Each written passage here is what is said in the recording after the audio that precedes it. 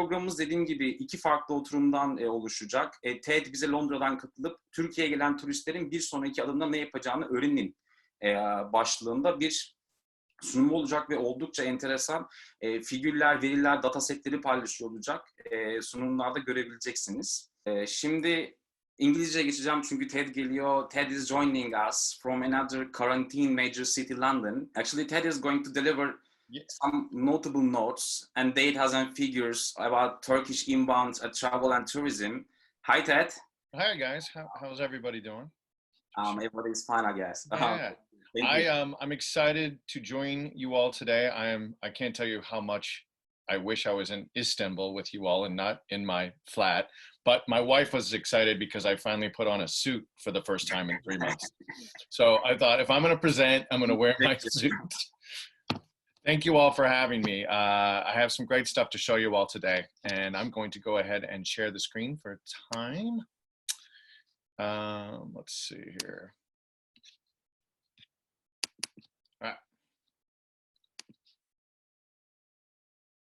What I'm going to be presenting today is knowing what the traveler to Turkey will be doing next. And that's what we all want to know. And I really want to let you all know this.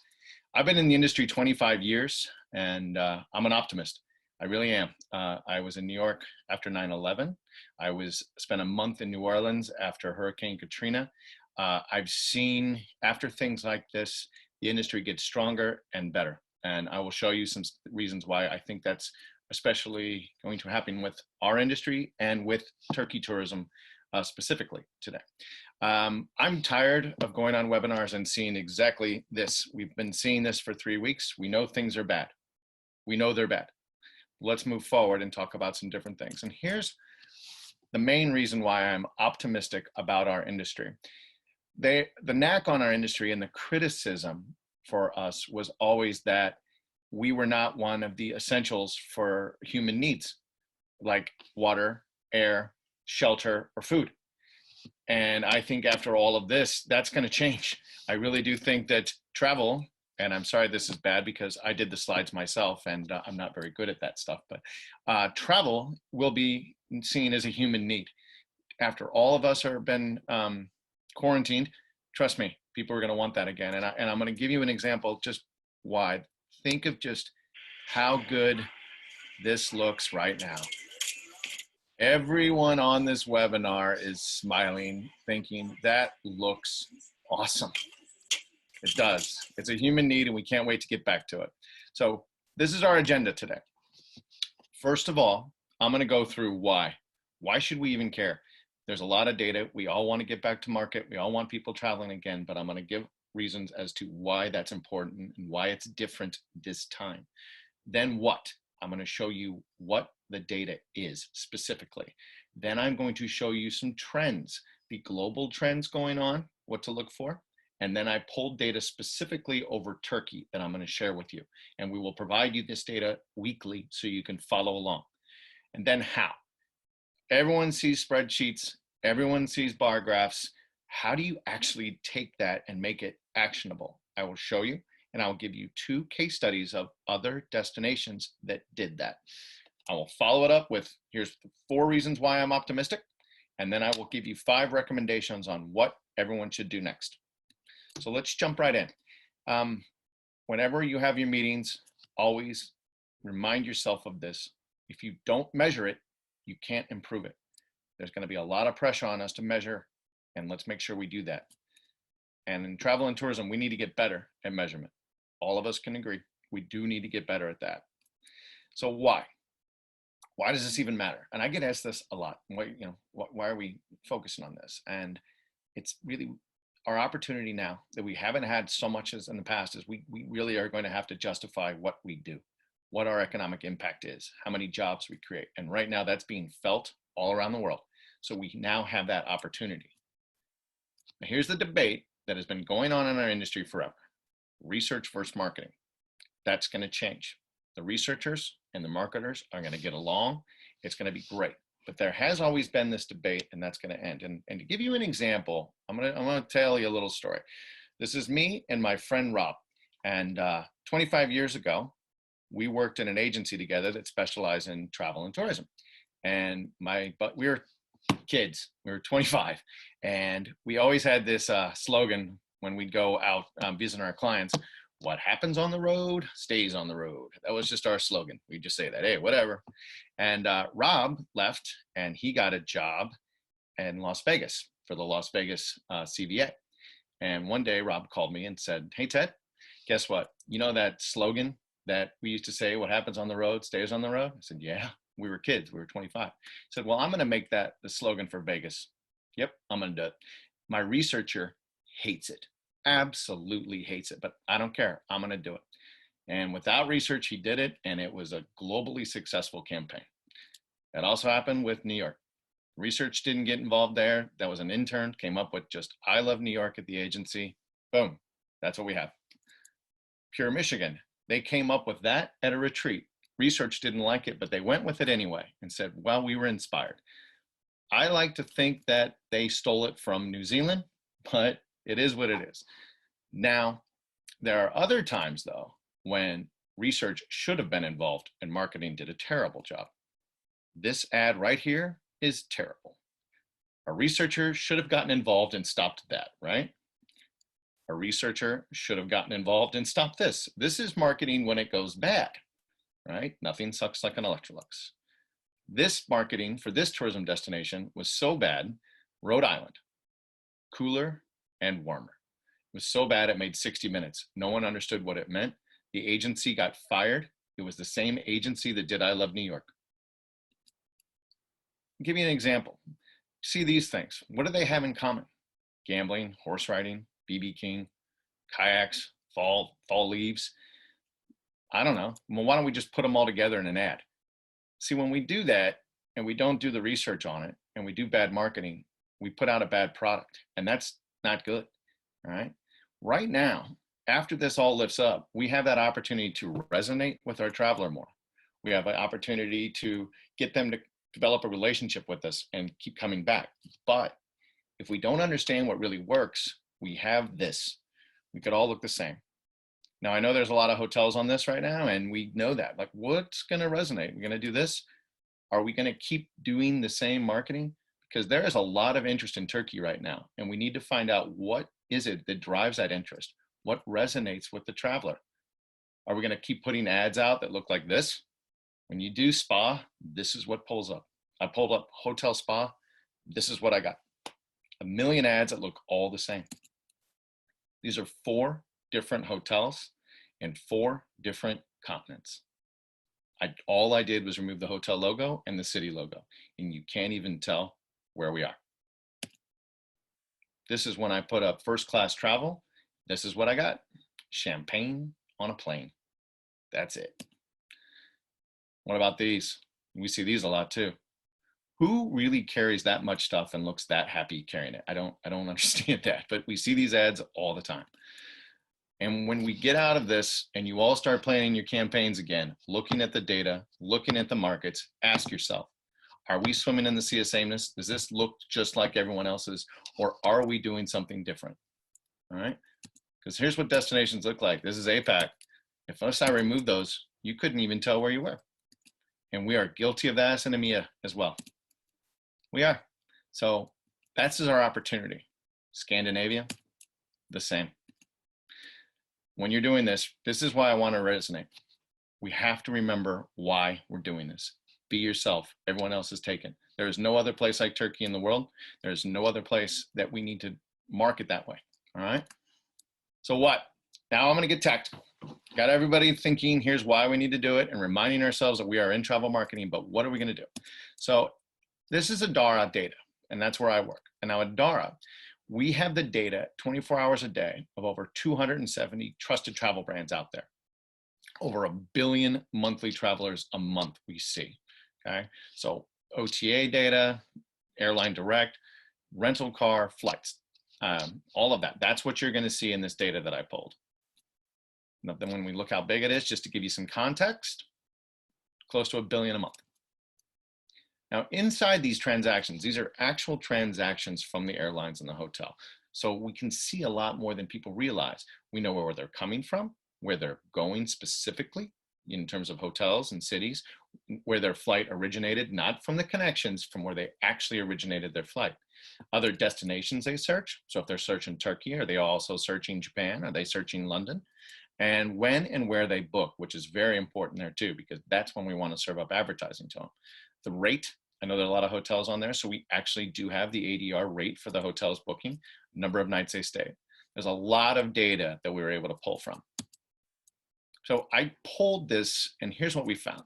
And I was going to give the keynote at ITB a few months ago, so I was unable to give it. So I thought, well, I might as well show you what I had pulled for that presentation so you can take a look. Now, I took a look at all of the global travel that we could see.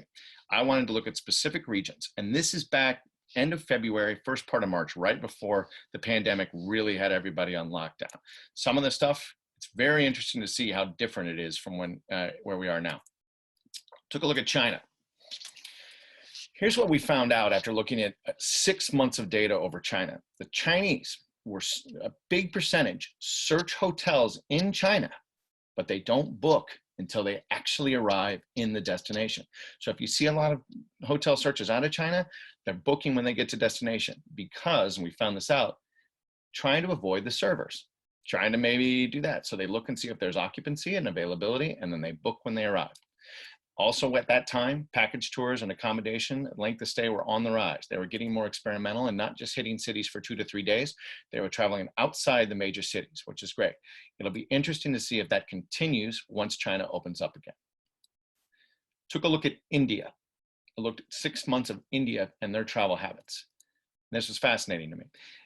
India, by far, has the longest flight length of stay globally into Europe and EMEA, all right? By far, like their long length of stay into Turkey was 45 days. 45 days from when they land to when they leave. But they are rarely in the top cities of staying in hotels. They stay with friends and family. They don't stay in hotels as much. Traveling for social status more than experience, and they travel to relax more than a good time. So you got to think about those things when India opens up. How will you market to them if that's one of your markets, knowing this type of information? Took a look at North America. This is what's going to, when North America opens up, we found out that Canadians and the Americans will second city travel more in 2020, which is perfect for Turkey and what Turkey's trying to do. When they come, their length of stay is also going to increase. We've noticed that too, not on this slide, but since they couldn't go on vacation for spring break, they're going to extend their vacation when they can start traveling again, maybe into summer and the fall, which is perfect for Turkey. That means they will travel around the rest of the country. One thing I think is going to be different. Here's what was going on in February, because Trump drives everyone insane, and they were like, they want a vacation and take it slow-mo. I mean, it's just exhausting. But now they've all been cooped up in their house. So I think that's going to change. I don't think they're going to be traveling to slow it down and relax. I think it's going to be to get out there and do things. The Americans take a long time to plan and book, but it's shortening and they're starting to stay places longer, which is great. Took a final look at the Middle East into Turkey. That's what I pulled. And what we found out, they are the most efficient travelers. They take the shortest amount of time to plan and book and arrive, and 41% of the region will be done online. So they're really moving to that more, and they're using more regional OTAs when they're doing their searches and booking, okay? So I thought that was just good global information, and now I want to take to Turkey specifically. We pulled 6 months of data over Turkey and just want to look at some trends, and we thought, here's some cool stuff that the industry would find interesting and maybe helpful in how you market. Spain was the longest flight length of stay into Europe out of all countries, Spain into Turkey, 11 days. Everyone else averaged around 7 to 8, maybe 9. So Spain, about 20% longer. Tokyo, Barcelona, and Munich have the longest flight length of stay at 11 days in terms of the global cities coming into Turkey. New Delhi had a length of stay of 35 days from their flights, but they did not show up on the top 40 cities coming into Turkey for hotels. They're not staying in the hotels as much. Spain takes the longest to search and book a flight. They dream a lot. Germany is the most impulsive flight into Turkey. So the Germans are the quickest. It takes about 6 days to search, 38 days to arrive. Out of all the European countries coming in, that's what we found out. The Japanese take a long time to book. It takes about 4 months. It's up here, I can't see. Twice as long as the other long hauls. Not sure why it's not going. USA, Dubai, and Germany have the highest ADR, $170 euros into Turkey. Those three regions. Comparatively, the Russians had the lowest. They are half. The Russians spend about half the amount on a hotel than the Americans, the Germans, and Dubai, but they stay longer. So when you're doing your marketing, you got to think what is a more valuable traveler. The biggest alternative search booked outside of Istanbul was Turkey. So people that were looking for Istanbul, usually you see them looking at other major cities. If I see people searching for London, I usually see them searching for Paris or Amsterdam. But when they were searching for Istanbul, if they weren't searching there, they were searching other cities in Turkey, which is very unique. And I think that's a great opportunity for you all. Dubai has the most efficient hotel booking by 4 times. They search, they book, they arrive. Now, I'm going to show you some graphs. This is going to be weekly. You'll receive this type of information. We're going to send this report in a PDF to our friends at Pangea, and they will distribute it to the industry.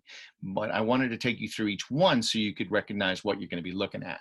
So these, for 2020, for the past 3 months, are the top 20 or top countries searching Turkey travel. This is a combination of flights, hotels, rental car, everything we have. Germany, by far the top. But here's what's interesting. These are searches, all right? Searches, not Google searches, actually on the platform searching for hotels and flights. Russia is number 2, followed by the United States, France, and the United Kingdom. But then when we look at booking, it changes. Russia goes down. They search more than the United States. The United States books more. The United Kingdom moved up. France went down. Saudi Arabia went down. So when you take a look at those kind of things, when you see searches, that's intent. But then take a look at how that compares with booking. You're going to get this in the report. You'll also see this, and here's some of the optimism and good news I wanted to share with you all. These are the past 8 weeks searches and bookings into specifically Turkey. So when, yes, the purple line are the bookings and the purple line on the other one are the searches. Yeah, it went down. We all know that, big surprise. But look how the bookings flattened out over the past few weeks on the right. See that? Those are the kind of things to look for. When everyone here, all of us want to know, when's the appropriate time to spend money in market? When's the appropriate time to go after that? When are bookings going to look up? It's starting to look up now. It's flattening out. Next week, hopefully we see an uptick in bookings, which would be great because it's starting to go that way. When you also look at this report, there will be a thing at the bottom on the 20-week forecast. Take a look at that purple line every week. When that is when you actually see 5 months out. All right, so this is looking at August 31st, 2020, people booking. If you go to the very far bottom right, starting to see it go up, going back up. People are still booking, which is great news. Hopefully we see that thing go way up. You see it going down, not so great. But the nice thing is people are looking to book further out into Turkey. Take a watch every single week, take a look at that purple line. So I'm gonna just show you the dashboard really quick, just so you guys could see it. So this is what the PDF will look like. This is a heat sense map of people in Europe. So for time, I'm not going to get too much into the details, but take a look at basically the thing you want to look for, green. That means that there's an increase of searches and bookings into Europe. And so we also have intra-Europe. So take a look at those things and see how those change. These are the reports I showed you. This is worldwide into Europe. So you can follow this down here. The 20-week forecast, what I think is great. Searches and bookings, I showed you that. And then you'll also see just domestic Europe and see how they compare. Global into Europe and then just intra-Europe. We can get into the weeds there, but I just wanted to show you that you will all be receiving this report weekly. And I'm going to go back to the PowerPoint. And now I've taken you through the reporting and the data you're going to see. A lot of times everyone asks, well, all right, that's great, Ted. Thank you for all those bars and graphs. What do I do with it? I'm going to show you 2 other destinations that did something with it.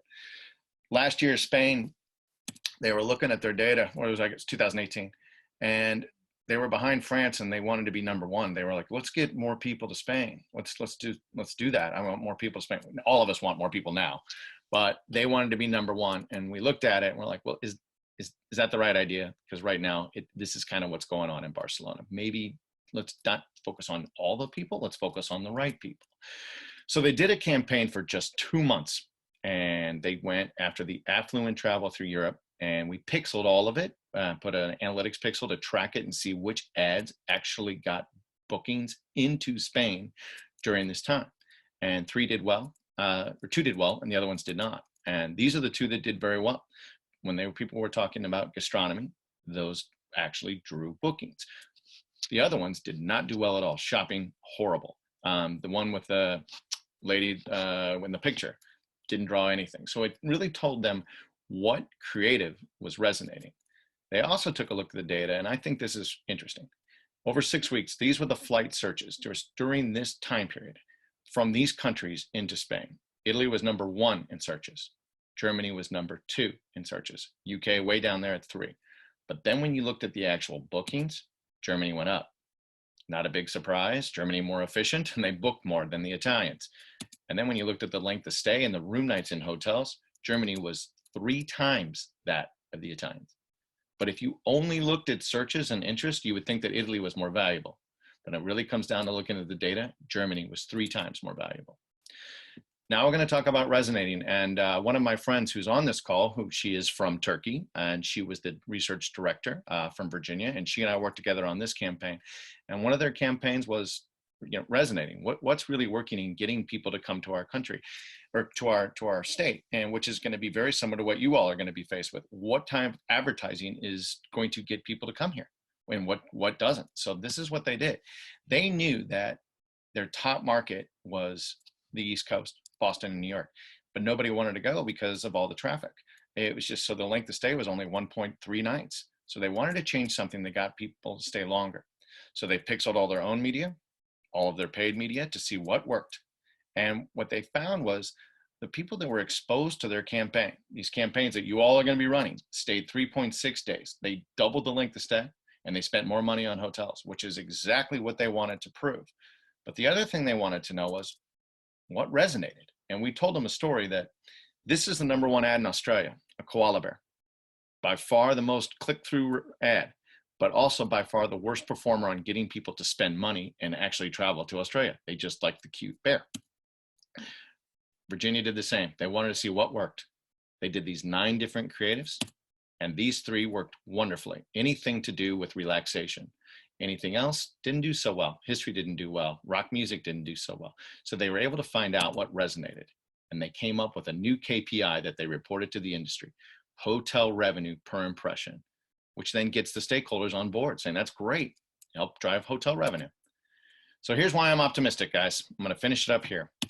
#1, I think being nimble has its advantages. A lot of people are cutting staff, and we know that. And I talked to 3 CVBs in the United States last night, and they're like, you know what? I had 24 people in my marketing department. I probably only needed 12. They're like, and I think we're going to get more done, and we're going to outsource other work. I think there's some advantages to what we're going through that's going to allow us to work more efficiently. #2, pressure is a privilege. We've all wanted this pressure. We've all wanted to say, hey, this is exactly what we're doing. Right now, the lack of travel and tourism is being felt by these destinations, and they're going to rely on us. Own it, embrace it. #3, there are going to be new tools. This is a new company called Entrada.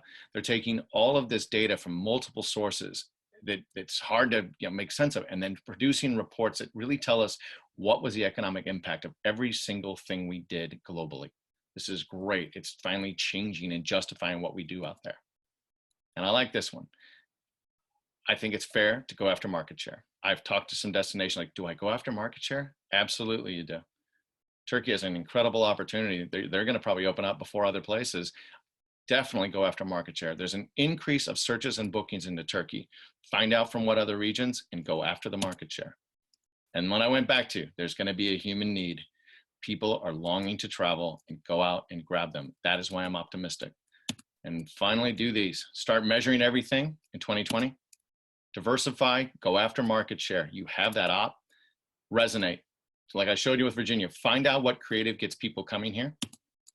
Personalize and develop a relationship with your traveler. It's a date. Once you know that they're coming, get them to come back. And hire a geek. If you have that opportunity to get somebody that could take a look at all those reports, or you outsource that, do it. That's it. I hopefully you found that information helpful. I hopefully that let you know what kind of data and reporting Adara is going to be providing you all ongoing for the week. Thank you very much for this beautiful presentation, Ted. Thank you. Before you leave, we won't let you go that easily, actually. So Ferda Bey is gonna come in and then he asks you some questions what our audiences ask. So before that, bundan öncesinde bir anketimiz olacak. Bunu ilk önce cevaplarsanız daha sonrasında Ferda Bey Ferda Bey sahneye alacağız ve TED'e sorular yöneltecek. There is a poll going on right now in TED, so when people are responded that, we are going to get Ferda Bey to the scene and he's going to ask you the questions. Perfect.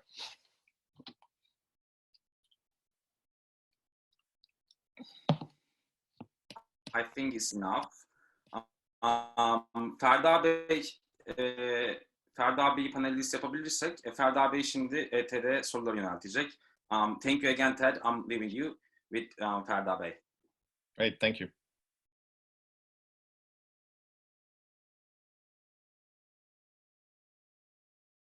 Hi, Ted. Hey, Ferda, how are you? Great, great. Well, thank you very much for this very inspiring and fruitful presentation. That was really, and some good news, some positive news. We all need it. Yeah. Yeah. Yeah. There is. So, there was some good news. Yeah, yeah. There are many questions from the audience, and let me start asking you right away. First of all, how do you measure which market will rebound first? Is a question. Okay, what we're measuring, and I showed you that heat map. What that is a year-over-year comparison from the searches and bookings from the year before. So most of them are down. When you start seeing those go from red to green, that's how we're measuring an increase of interest from those countries into Turkey. That's how we're measuring. So it's a good metric to use. There's going to be a lot of them, like that you open up. That's how we're measuring, just year-over-year booking and interest from that particular country into Turkey. Thank you. Excellent. Yeah. I mean, we can provide some more data if needed, I believe. Yeah. The other question is, what is the best use of the data in the competition? I think the best use of the data is what I tried to explain was finding out exactly what's working where. This is showing, instead of just looking at click-through rates or impression levels from certain things, I think it's so important to, the koala bear is a great example. Don't just look at that. Look and see what's driving booking and interest from your creative and your market and your regions. That is the best use of the data as I see it. The other thing you could also do is if you know people are searching for Turkey in certain regions, maybe they're not booking, using the data that way to then serve up advertising to those people, past travelers. We can do it based on how much money they spend in hotels if you're looking for the higher affluent traveler. It's basically like using a rifle, not a shotgun. You're getting more direct in finding those people. Excellent. And another question, very interesting, is about the experience tourism. What do you see in terms of data that you are possessing or collecting? What's the impact, or what are the results that we can extract from this data for experience tourism? You know, for experience, it's tough just now because no one's really at market with any new creative executions, you know? So it's really like, did the wine ad bring a couple versus a family on the beach ad, you know? But one thing we are seeing though, the searches are now, the number of people in the party have gone from like an average of 1.8 to like 2.6. So we're seeing more families and groups doing it that way. And we're also seeing the length of stay increase, like I mentioned. So in terms of experience, that's the only thing we're seeing. Maybe it's a bigger group and a longer stay compared to a shorter weekend. Until I really can see the experience, I don't know. You know, unless you just know demographics, like, wow, they're looking at the beach more. They're not looking at the city. They're looking elsewhere. So that's how you can do it. Demographics, length of stay, number of people in a party. Excellent. And a question from me now, more general question, let's say. We know that tourism is a travel in itself $9 trillion industry for whole world economy. Right. almost 11% of the GDP, global GDP. What do you really think? How you guys are pursuing this from states, from Europe, with all the global data? Where and when do you think the real impact is going to come? And as in your first slide, it's going to be perceived as like the most important industry to be focused on. When do I think it's going to change to us being the most important industry? That's going to be tough. The one thing I did know is that in the States, I've been talking to them, I've been talking to Europe. The biggest impact right away is going to be the drive market and the easy market that way. And we all know that. And people are getting prepared for that. I also think the friends and family and going out with groups is going to be the biggest impact. So you're going to start seeing those immediately. You're going to see advertising pulling at the heartstrings to get people to go. And I think the lack of communication and between family members and friends and all that is what we're going to see. How that's going to impact the global GDP, we'll see. Are they going to spend as much money, or are they going to maybe spend more? I found out that the cruisers are the most interesting group of people that like going on cruises. They have groups now that are deliberately wanting to go on massive cruises and longer cruises. They're like defiant. I think we're going to be surprised at how quickly it comes back and how some places are going to get overrun that we're not prepared. I can't give you a financial number to it, but those are the trends that we're going to really look for. Who was not prepared for these people to come back, and how many people are in cars, and how do people develop new product to change from maybe flights and to another way of travel. I don't have a financial number. I'm sorry. No, I'm a marketer. I'm a marketer.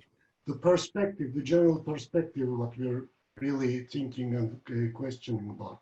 And Yeah. One related question to that: what would be the position of destinations in the long run?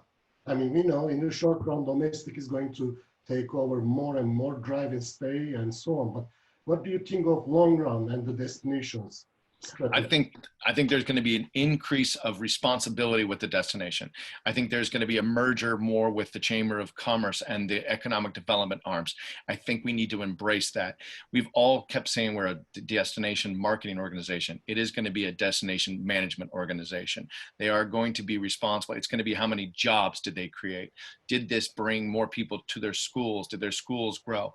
I really think it's going to be that. It is so felt now with the lack of travel and tourism that I think it's going to be an opportunity for the good DMOs to be treated more like businesses. That is really how I feel. And in 25 years of just working with DMOs, and I used to be with the DMO back in the States, it's one of those, like, I always say this, we're helpful, we do this. And they all thought, no, all you guys do is just print travel guides and show television and this. That's going to change. There's going to be an accountability to what we do. And there's going to be an economic impact to what we do. And we're going to be able to prove that moving forward. That's what I think. We need to embrace it. Very good. In fact, that's very much in line with, we had made a poll in our last week webinar, and the question was, what would be the short-term strategy, the most effective?